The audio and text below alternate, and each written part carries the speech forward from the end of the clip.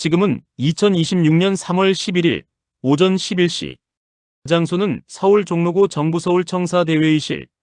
긴급 현수막이 내걸렸습니다. 비상경제장관회의. 평상시엔 그냥 경제관계장관회의라 불리던 자리입니다. 그런데 오늘은 다릅니다. 이름 앞에 비상이라는 두 글자가 붙었습니다. 그리고 그 자리의 주재자 구윤철 경제부총리의 첫마디는 이랬습니다. 추경을 포함해 가능한 모든 정책 수단을 총동원하겠습니다. 여러분, 이 말이 무슨 뜻인지 감이 오시나요? 그런데 말입니다. 불과 5주 전인 2월 초, 이 같은 구윤철 부총리가 뭐라고 했는지 아십니까? 추경, 현재 정부 내에서 논의가 전혀 없습니다. 딱 잘라 말했습니다. 그랬던 사람이 5주 만에 추경 포함 모든 수단 총동원을 선언했습니다. 그 사이에 무슨 일이 있었던 걸까요? 그것도 비상이라는 단어까지 붙은 회의를 열게 만든 그 사건이 뭔지 지금부터 낱낱이 파헤쳐드립니다. 오늘 우리가 다룰 핵심 질문은 이것입니다. 중동전쟁이 내 기름값과 월급에 어떤 영향을 미치는가? 그리고 정부의 대책은 진짜 내 지갑을 구해줄 수 있는가? 육아연동보조금 50%에서 70%로 상향, 100조 원 시장 안정 프로그램, 석유 최고 가격제, 추경 편성 가능성. 이 모든 게 여러분의 삶과 어떻게 연결되는지 지금부터 제대로 파헤쳐 드리겠습니다. 반갑습니다. 오늘의 경제뉴스입니다. 매일 쏟아지는 경제뉴스. 저희가 여러분 대신 씹고 소화해서 알짜만 전달해 드립니다. 아직 구독 안 하신 분들, 지금 바로 구독 버튼 눌러주시면 이런 콘텐츠 절대 놓치지 않으실 수 있습니다. 자, 그럼 본론으로 들어가겠습니다. 이야기는 중동에서 시작됩니다. 2026년 초 이란과 미국 이스라엘의 군사적 긴장이 최고조에 달하면서 호르무즈 해협이 흔들리기 시작했습니다. 여러분, 호르무즈 해협이 얼마나 중요한지 아십니까? 전 세계 석유 수출의 약 20%가 통과하는 곳입니다. 고속도로로 치면 6차선 고속도로 중 4차선이 갑자기 봉쇄된 거나 마찬가지입니다. 당연히 국제 유가는 폭등했습니다. 브렌트유 기준으로 배럴당 90달러를 훌쩍 넘어서기 시작했고 국내 주유소, 경유 가격은 리터당 1,800원, 1,900원을 향해 달려가기 시작했습니다. 그런데 말입니다. 이게 단순히 기름값 문제가 아닙니다. 기름값이 오르면 어떤 일이 벌어지는지 생각해 보십시오. 화물차 기사님들의 유류비가 폭등합니다. 물류비가 올라갑니다. 마트에서 파는 모든 물건 가격이 올라갑니다. 비행기 연료비가 올라갑니다. 항공료가 오릅니다. 해외여행 비용이 올라갑니다. 공장 가동 비용이 올라갑니다. 제품 원가가 올라갑니다. 전방이 물가 폭등으로 이어집니다. 이게 바로 오일 쇼크입니다. 1970년대 오일 쇼크가 세계 경제를 어떻게 박살냈는지 역사 교과서에서 보셨죠? 지금 우리가 그 위기의 입구에 서 있는 겁니다. 금융시장도 즉각 반응했습니다. 지난 화요일 코스피는 하루에만 7%대 폭락.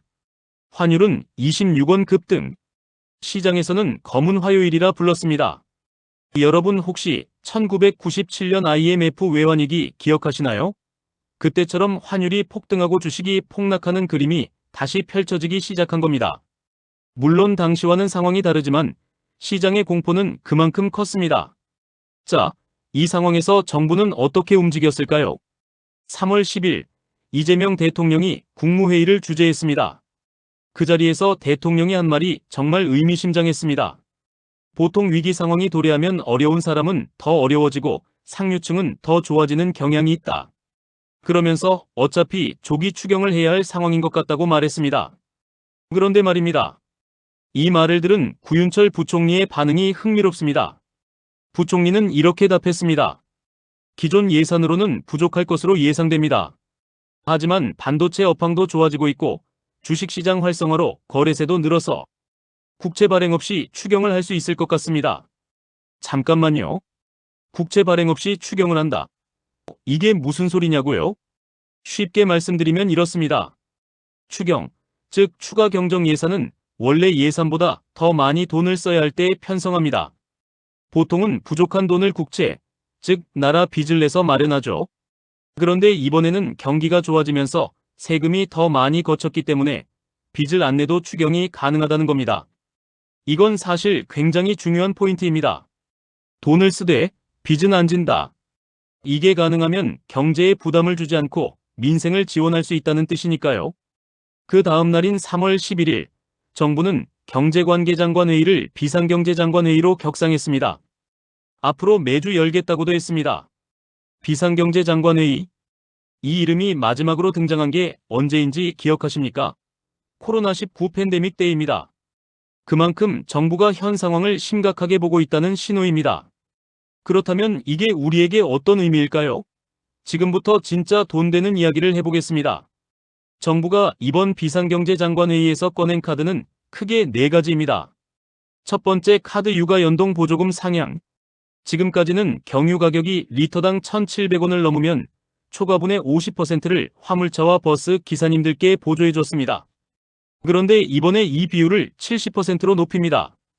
대상은 화물차 38만 대, 노선버스 1만 6천 대, 25톤 화물차 한 대 기준으로 월 최대 44만원 유류비가 절감된다고 정부는 계산했습니다. 거기다 이달 초부터 이미 넣은 기름에 대해서도 소급해서 보조금을 지급하겠다고 했습니다. 이미 손해본 분들도 챙겨주겠다는 겁니다. 두 번째, 카드 석유 최고 가격제 시행. 이번 주 안으로 시행하겠다고 못 박았습니다. 정유소와 주유소가 특정 가격 이상으로 판매하지 못하도록 상한선을 두는 제도입니다. 동시에 사재기와 판매 기피 행위를 막기 위한 고시도 제정하겠다고 했습니다. 인위적으로 석유를 숨겨놓고 가격이 더 오를 때 팔려는 행위를 원천 차단하는 겁니다. 세 번째, 카드 100조 원 시장 안정 프로그램 가동. 이미 마련해뒀던 100조 원 이상의 금융시장 안정 프로그램을 필요하면 확대하겠다고 했습니다. 코스피 폭락, 환율 급등 같은 상황이 더 심화될 경우 즉각 개입하겠다는 선언입니다. 네 번째, 카드 추경 포함 모든 수단.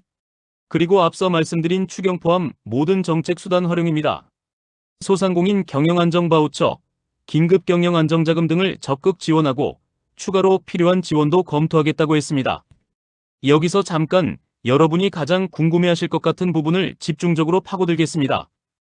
유가 연동 보조금, 나도 받을 수 있을까요? 일반 승용차를 운전하시는 분들께는 아쉽게도 이번 보조금의 직접 수혜 대상은 아닙니다. 이 보조금은 영업용 차량에 해당하는 화물차, 노선버스, 택시 등이 대상입니다. 그런데 말입니다. 여기서 한 가지 생각해 볼 게 있습니다.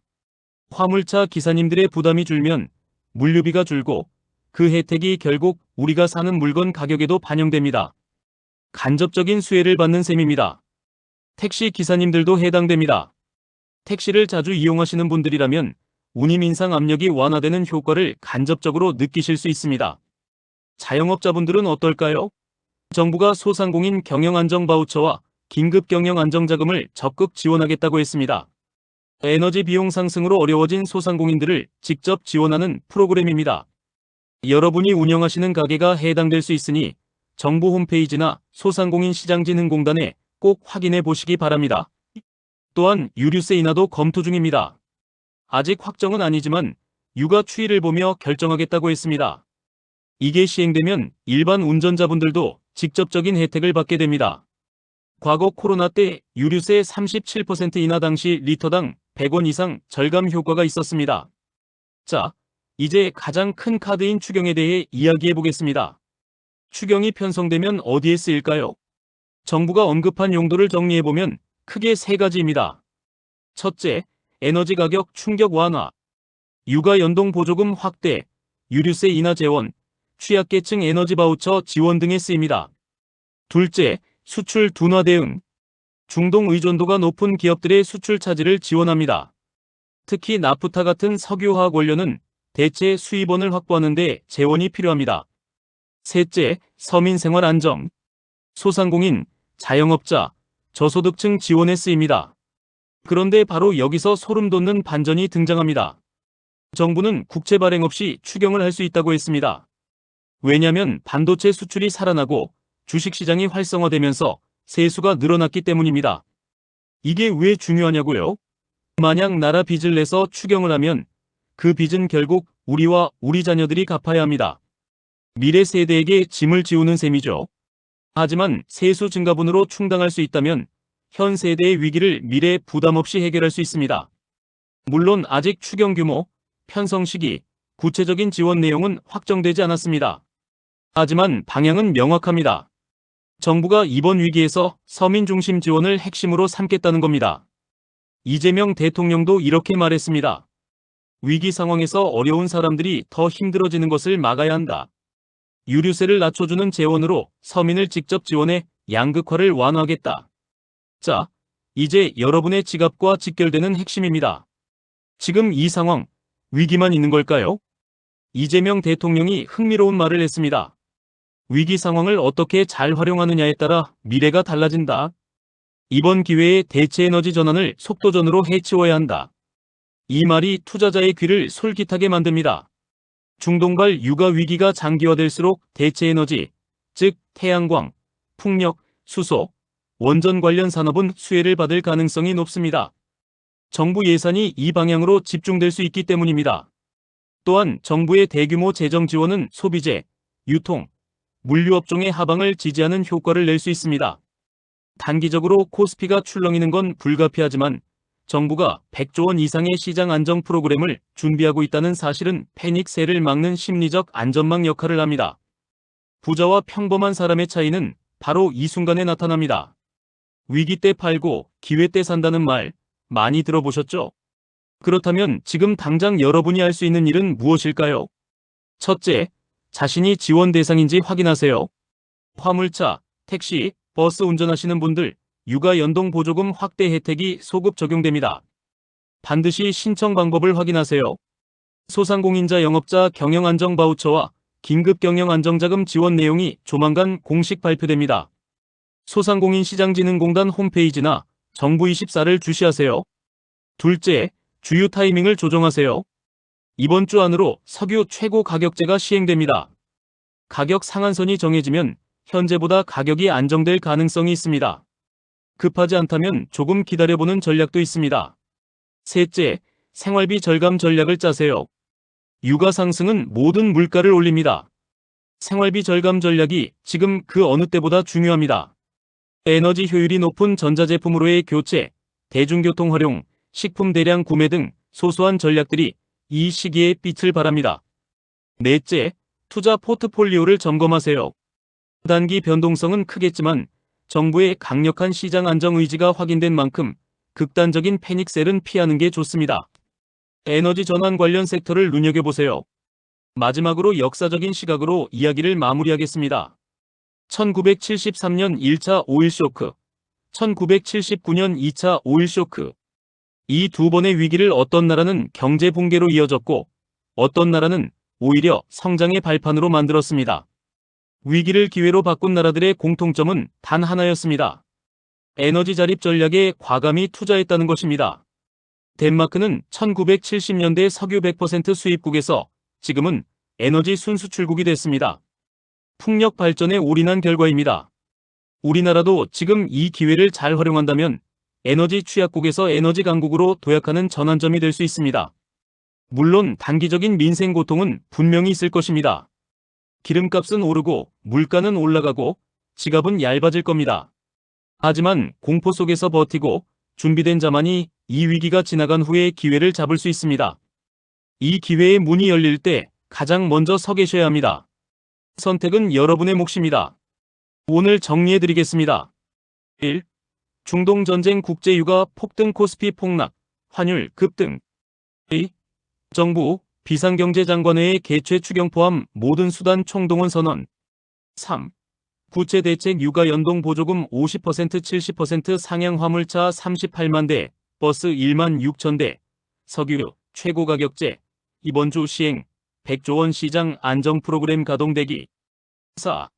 추경 가능성 국채 발행 없이 가능하다는 입장 서민 중심 지원 방향. 여러분, 오늘 영상이 도움이 되셨다면 좋아요와 구독 부탁드립니다. 그리고 오늘 다룬 내용 중 육아 연동 보조금과 추경에 대해 여러분은 어떻게 생각하시나요? 정부 대책이 충분하다고 보시나요? 아니면 부족하다고 보시나요? 댓글로 여러분의 생각을 남겨주세요. 우리 다 같이 논의해 봅시다. 다음 영상에서는 석유 최고 가격제가 진짜 효과가 있는가, 아니면 부작용만 나는가를 심층 분석해 드리겠습니다. 절대 놓치지 마세요. 우리 다 같이 부자 됩시다. 오늘의 경제 뉴스였습니다. 감사합니다.